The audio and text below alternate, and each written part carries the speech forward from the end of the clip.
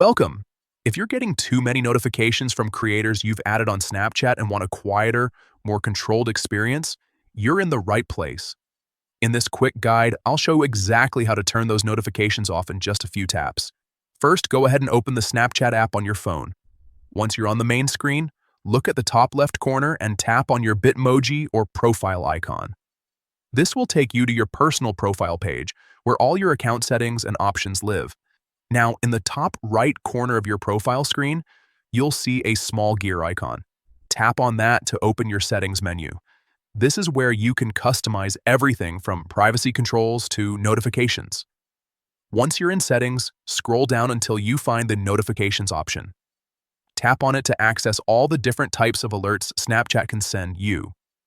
Here's where the magic happens. Look through the list until you see the option labeled "From creators you've added." If it's currently checked, that means you're receiving notifications whenever those creators post or update content. To turn these off, simply tap the checkbox next to it so it becomes unchecked.